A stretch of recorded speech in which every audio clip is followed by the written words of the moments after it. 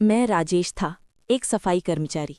शहर के सबसे महंगी प्राइवेट स्कूल ग्रीनवुड इंटरनेशनल में मैं पिछले 10 साल से काम कर रहा था। सुबह 6 बजे से शाम 6 बजे तक 12 घंटे की ड्यूटी। झाड़ू, पोछा, टॉयलेट की सफाई, कचरा उठाना, यही मेरा जीवन था। लेकिन मुझे कोई शिकायत नहीं थी, क्योंकि इसी स्कूल में मेरी इकलौती बेटी रिया पढ़ती थी। रिया 8वीं क्लास में थी। उसके काले घुंघराली बाल, बड़ी बड़ी आंखें और मासूम चेहरा। वो हमेशा मुस्कुराती रहती थी, चाहे हालात कितने भी खराब हों। स्कूल में उसके सहपाठी ब्रांडेड कपड़े पहनते थे। महंगे जूते, स्मार्ट वॉच, लेटेस्ट फ़ोन, सब कुछ था उनके पास। लेकिन रिया के पास एक ही यूनिफॉर्म थी, जिसे मैं हर रात धोता था। उसके जूते के तलवे घिस चुके थे और टिफ़िन बॉक्स पुराना हो चुका था। बाकी बच्चे अक्सर रिया को देखकर मुंह बिचकाते थे। कुछ तो खुलकर मजाक उड़ाते थे, देखो सफाई वाले की बेटी आ गई। ऐसी बातें मैंने खुद सुनी थी जब मैं क्लासरूम साफ करता था। मेरा दिल टूट जाता था, लेकिन रिया कभी रोती नहीं थी। वो बस अपनी किताबों में खो जाती थी।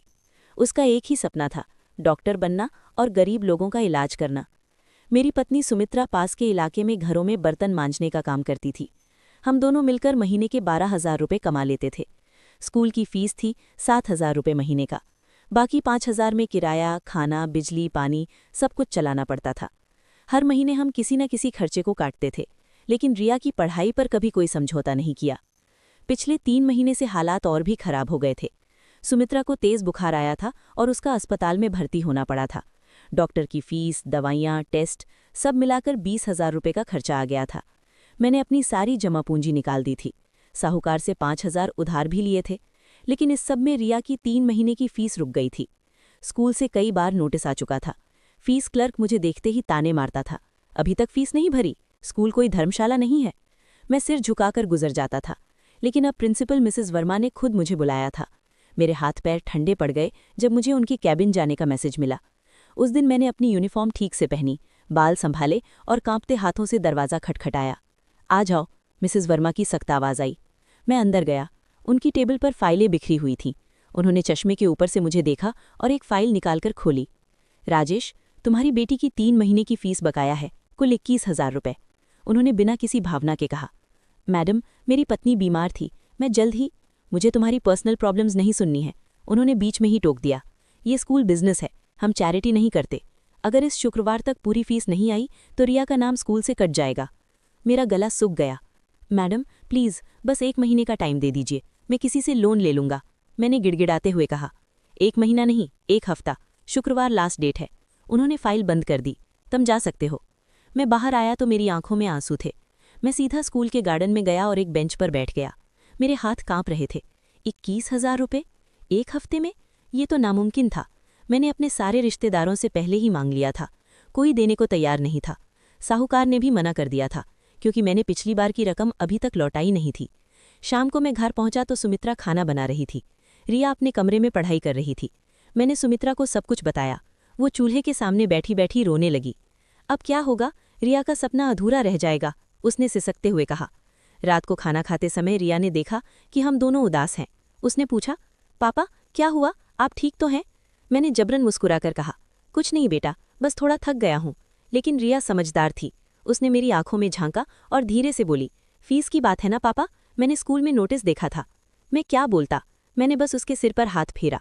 रिया ने कहा, पापा अगर पैसे नहीं हैं तो कोई बात नहीं, मैं सरकारी स्कूल में चली जाऊंगी, वहाँ भी पढ़ाई अच्छी होती है। मेरा दिल फट गया। ये नन्ही सी बच्ची कितनी समझदार थी। मैंने उसे गले से लगा लिया।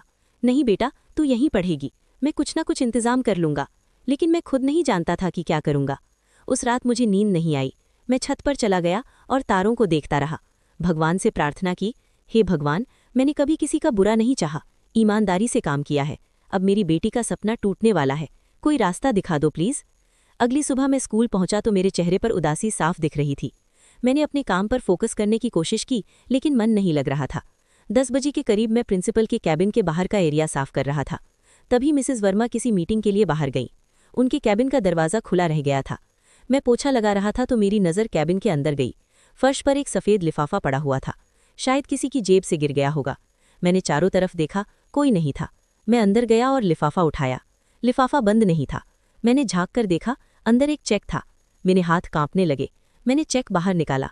ऊपर ग्रीनवुड इंटरनेशनल स्कूल लिखा हुआ था। चेक की रकम थी 50,000 रुपये। मेरी सांस रुक गई। 50,000? इतने पैसे मैंने अपनी पूरी जिंदगी में एक साथ नहीं देखे थे। चेक के नीचे कुछ हस्ताक्षर थे, लेकिन नाम साफ नहीं पढ़ा जा रहा था। मैं सोचने लगा, ये चेक किसका है? किसी की जेब से गिरा होगा। मुझे इसे ऑफिस में जमा करा देना चाहिए। लेकिन फिर दूसरा ख्याल आया, क्या हो अगर मैं इस चेक को रख लूं? अगर मैं इसे भुना लूं तो मेरी सारी समस्याएं खत्म हो जाएंगी। रिया की फीस भर जाएगी, साहूकार का पैसा चुका दूंगा और बचे हुए पैसों से घर का सामान भी ले लूंगा। नहीं, ये गलत है। मैं चोर नहीं हूं। मैंने कभी किसी की चीज नहीं ली। लेकिन फिर रिया का रोता हुआ चेहरा याद आया। उसका सपना, उसकी मेहनत, सब कुछ। क्या एक पिता के लिए अपनी बेटी की खुशी सबसे जरूरी नहीं है? मैं दुविधा में फंस गया। मेरा दिल जोर जोर से धड़क रहा था। मैंने चारों तरफ देखा, अभी भी कोई नहीं था। एक पल के लिए मैंने सोचा कि शायद ये भगवान का दिया हुआ है। मैंने कल रात प्रार्थना की थी ना, शायद ये उसी का जवाब है। मैंने कांपते हाथों से चेक को लिफाफे में वापस रखा और अपनी शर्ट की जेब में छुपा लिया। मेरे माथे पर पसीना आ गया था। मैंने तेजी से कैबिन का दरवाजा बंद किया और बाहर आ गया। मेरे हाथ पैर कांप रहे थे। मैंने पोछा उठाया और वहां से चला गया। पूरे दिन मैं ठीक से काम नहीं कर पाया। बार बार अपनी जेब पर हाथ रखकर चेक किया कि चेक अभी भी है या नहीं। मेरा दिमाग लगातार काम कर रहा था। एक तरफ अपराध बोध था, दूसरी तरफ रिया का भविष्य। मैं समझ नहीं पा रहा था कि क्या सही है और क्या गलत। लंच ब्रेक में मैं स्कूल के पीछे वाले पार्क में चला गया। वहां एक पुराना बेंच था जहां मैं अकेले बैठता था। मैंने चेक निकालकर फिर से देखा। 50,000 रुपये। इतने पैसों से मैं कितना कुछ कर सकता था। रिया के लिए नए कपड़े, जूते, किताबें, घर का किराया एडवांस दे सकता था। सुमित्रा के लिए दवाइयां ला सकता था। लेकिन फिर मुझे अपने पिता की बात याद आई। वो भी एक मजदूर थे। उन्होंने मुझे बचपन में सिखाया था, बेटा, गरीबी कोई अपराध नहीं है, लेकिन बेईमानी जरूर है। अपनी इज्जत कभी मत बेचना, चाहे कितनी भी मुश्किल क्यों ना हो। मेरी आंखों में आंसू आ गए। मैं उठा और चेक को फिर से जेब में रख लिया। मैंने फैसला किया कि शाम को घर जाकर सुमित्रा से बात करूंगा। वो क्या कहती है, उसके बाद ही कुछ करूंगा।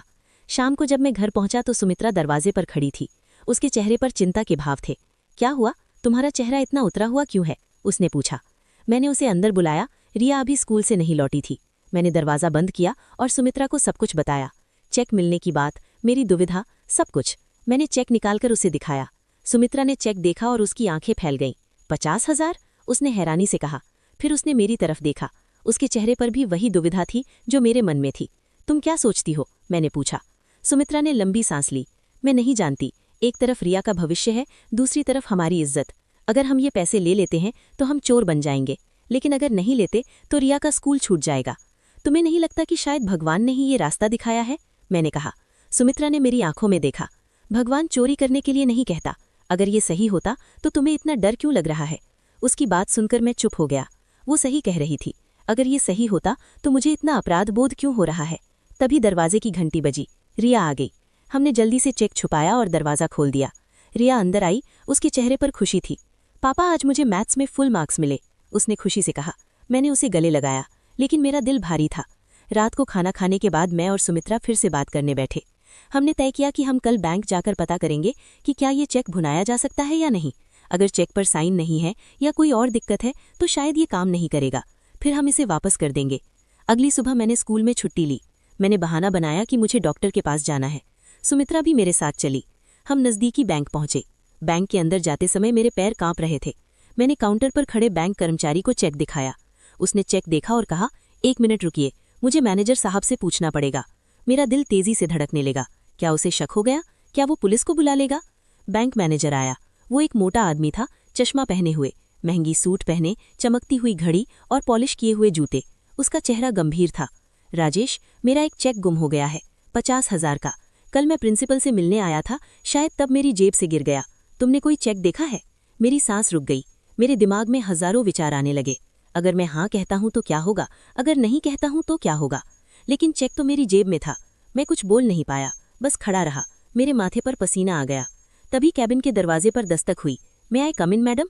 एक बच्ची की आवाज़ आई। हाँ आओ, मिसेस वर्मा ने कहा। दरवाज़ा खुला और मेरी रिया अंदर आई। मेरा दिल धक से रह गया। रिया यहाँ क्या कर रही है? रिया के हाथ में एक सफ़ेद लिफाफा था। वो सीधे मिस्टर शर्मा के पास गई। अंकल, ये आपका है? उसने लिफाफा उनकी तरफ बढ़ाया। मिस्टर शर्मा ने लिफाफा लिया और खोला। अंदर से एक चेक निकला। उन्होंने चेक देखा और मुस्कुरा दिए। हाँ बेटा, ये मेरा ही है। तुम्हें कहाँ मिला? मुझे कॉरिडोर में मिला था अंकल, ग्राउंड फ्लोर पर, प्रिंसिपल ऑफिस के बाहर। मैं कल से ढूंढ रही थी कि किसका है। रिया ने मासूमियत से कहा। मैं हैरान था। 2 चेक, एक रिया के पास और एक मेरी जेब में, ये कैसे हो सकता है? मिस्टर शर्मा ने रिया के सिर पर प्यार से हाथ रखा। तुम बहुत ईमानदार हो बेटा, आजकल ऐसे बच्चे कम मिलते हैं। तुम्हारा नाम क्या है? रिया उसने जवाब दिया। बहुत अच्छा नाम है। किस क्लास में हो? मिस्टर शर्मा ने पूछा। 8वीं में हूँ, रिया ने कहा। मिसेस वर्मा ने फाइल खोली। सर, ये राजेश की बेटी है। राजेश हमारा सफाई कर्मचारी है। मिस्टर शर्मा ने मुझे देखा, फिर रिया को देखा। अच्छा, तो तुम इसी स्कूल में पढ़ती हो? हाँ अंकल, रिया ने कहा। पढ़ाई कैसी चल रही है? अच्छी है अंकल, मैं क्लास में फर्स्ट आती हूँ, रिया ने शर्माते हुए कहा। मिस्टर शर्मा की मुस्कान चौड़ी हो गई। वाह, बहुत अच्छे। और क्या बनना चाहती हो बड़ी होकर? डॉक्टर रिया ने कहा। मैं गरीब लोगों का इलाज करना चाहती हूँ, बिना पैसों के। मिस्टर शर्मा ने प्यार से रिया का गाल छुआ। बहुत अच्छा सपना है बेटा, तुम ज़रूर पूरा करोगी। फिर उन्होंने मिसेस वर्मा की तरफ देखा। इस बच्ची के बारे में मुझे पूरी जानकारी चाहिए। मिसेस वर्मा ने फाइल से रिया का रिकॉर्ड निकाला। सर, ये बहुत अच्छी स्टूडेंट है, हर एग्ज़ाम में टॉप करती है। लेकिन उन्होंने रुककर मुझे देखा। इसकी 3 महीने की फीस बकाया है। मिस्टर शर्मा ने मुझसे पूछा, क्या बात है राजेश, फीस क्यों नहीं भरी? मैंने सिर झुका लिया। सर, मेरी पत्नी बीमार थी, अस्पताल का खर्चा आ गया। मैं जल्द ही भर दूंगा। मिस्टर शर्मा ने कुछ सोचा, फिर बोले, कितनी बकाया है? 21,000 सर, मिसेस वर्मा ने बताया। मिस्टर शर्मा ने अपना चेकबुक निकाला, लेकिन मैं अब और नहीं सह सकता था। मेरे अंदर का अपराध बोध फूट पड़ा। सर रुकिए, मैंने कहा। सबने मेरी तरफ देखा। मैंने कांपते हाथों से अपनी जेब से दूसरा लिफाफा निकाला। सर, ये भी आपका ही होगा, मुझे भी मिला था। पूरे केबिन में सन्नाटा छा गया। मिसेस वर्मा हैरानी से मुझे देख रही थी। रिया की आंखें फैल गईं। मिस्टर शर्मा ने लिफाफा लिया और खोला। अंदर एक और चेक था। तुम्हें कब मिला? उन्होंने पूछा। कल सर, आपके केबिन के बाहर, मैंने सच बोल दिया। मैं इसे रखने वाला था, मेरी बेटी की फीस। मैं बहुत मजबूर था सर, लेकिन मैं नहीं कर सका। मैं चोर नहीं बन सकता। मेरी आंखों से आंसू बह निकले। रिया ने मुझे रोते हुए देखा, उसकी भी आंखें भर आईं। मिस्टर शर्मा ने चेक को गौर से देखा, फिर उन्होंने कुछ अजीब किया। वो मुस्कुराने लगे। राजेश, तुम्हें पता है इस चेक पर मेरा साइन नहीं है? उन्होंने कहा। ये एक खाली चेक है, तुम इसे भुना नहीं सकते थे। मैं हैरान रह गया। मैंने चेक देखा, सच में नीचे साइन की जगह खाली थी। मिस्टर शर्मा ने आगे कहा, लेकिन तुम बैंक गए, तुमने कोशिश की, फिर भी तुम वापस आए और सच बोल दिया। क्यों? मैं क्या जवाब देता? मैंने सिर झुका लिया। सर, मैं गरीब हूँ लेकिन बेईमान नहीं। मेरे पिता ने सिखाया था कि भूखे रहो लेकिन इज्जत मत बेचो। और मेरी बेटी, मैं नहीं चाहता कि वो बड़ी होकर ये सुने कि उसका बाप चोर था। रिया अब खुलकर रो रही थी। वो मेरे पास आई और मुझसे लिपट गई। पापा, आई एम सॉरी, मेरी वजह से आपको इतनी तकलीफ। मैंने उसे गले लगा लिया। नहीं बेटा, तेरी कोई गलती नहीं, तू मेरी बेटी है, मेरी जान है। मिस्टर शर्मा ने मिसेस वर्मा की तरफ देखा। मिसेस वर्मा, आज मैंने 2 चीज़ें सीखीं। पहली, ईमानदारी अभी भी जिंदा है। दूसरी, हम अमीर लोग सिर्फ पैसे से किसी को जज करते हैं, उसके कैरेक्टर से नहीं। फिर उन्होंने अपना चेकबुक निकाला। रिया, तुमने मेरा चेक लौटाया, तुम्हारे पिता ने भी लौटाया। तुम दोनों ईमानदार हो और मैं ईमानदारी को इनाम देता हूँ। उन्होंने एक चेक भरा और रिया को दिया। ये तुम्हारे लिए है, तुम्हारी पूरी स्कूली पढ़ाई की फीस, 8वीं से लेकर 12वीं तक।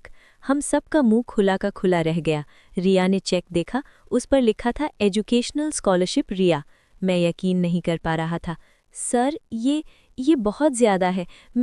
मिस्टर शर्मा ने हाथ उठाकर मुझे रोक दिया। राजेश, तुमने अपनी इज्जत बचाई, अब मुझे भी मेरी इज्जत बचाने दो। अगर मैं इतनी ईमानदार बच्ची की मदद नहीं करूँगा तो मैं खुद को माफ़ नहीं कर पाऊँगा। फिर उन्होंने मिसेस वर्मा से कहा, और राजेश की सैलरी डबल कर दो।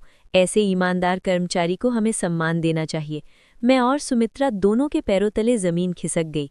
मैं उनके पैर छूने के लिए झुका तो उन्होंने मुझे रोक लिया। राजेश, मुझे शुक्रिया मत बोलो, तुमने मुझे भरोसा दिया है कि अभी भी अच्छे लोग हैं। ये तुम्हारा हक है, दान नहीं। उस दिन के बाद मेरी और रिया की जिंदगी बदल गई। रिया ने मन लगाकर पढ़ाई की, हर साल टॉप करती रही। 12वीं के बाद उसे मेडिकल कॉलेज में एडमिशन मिल गया। आज वो एक सफल डॉक्टर है और गरीब लोगों का फ्री इलाज करती है। मिस्टर शर्मा अक्सर स्कूल आते हैं, हर बार रिया से उसकी पढ़ाई के बारे में पूछते हैं। उन्होंने एक ऑनेस्टी अवार्ड भी शुरू किया है स्कूल में, जो हर साल सबसे ईमानदार स्टूडेंट को दिया जाता है। मैं आज भी उसी स्कूल में काम करता हूँ, लेकिन अब लोग मुझे सम्मान से देखते हैं। कई बार स्टाफ रूम में टीचर्स मेरे साथ बैठकर चाय पीते हैं। उन्हें मेरी कहानी पता है। रिया अक्सर कहती है, पापा, उस दिन अगर आपने सच नहीं बोला होता तो आज मैं यहाँ नहीं होती। आपने मुझे सिखाया कि ईमानदारी से बड़ा कोई धन नहीं। और मैं उससे कहता हूँ, बेटा, तूने भी तो वही किया, तूने भी चेक लौटाया था। हम दोनों ने मिलकर अपनी इज्जत बचाई। आज जब मैं पीछे मुड़कर देखता हूँ तो समझ आता है कि भगवान हर किसी की परीक्षा लेता है। उस दिन मेरी परीक्षा थी। अगर मैं गलत रास्ता चुनता तो शायद कुछ दिनों के लिए पैसे मिल जाते, लेकिन अपनी इज्जत हमेशा के लिए खो देता। और सबसे बड़ी बात, मैं अपनी बेटी की नज़रों में गिर जाता। आज भी जब कभी कोई मुश्किल आती है, मैं उस दिन को याद करता हूँ और खुद से कहता हूँ, राजेश, मुश्किल चाहे कितनी भी बड़ी हो, सच का साथ मत छोड़ना।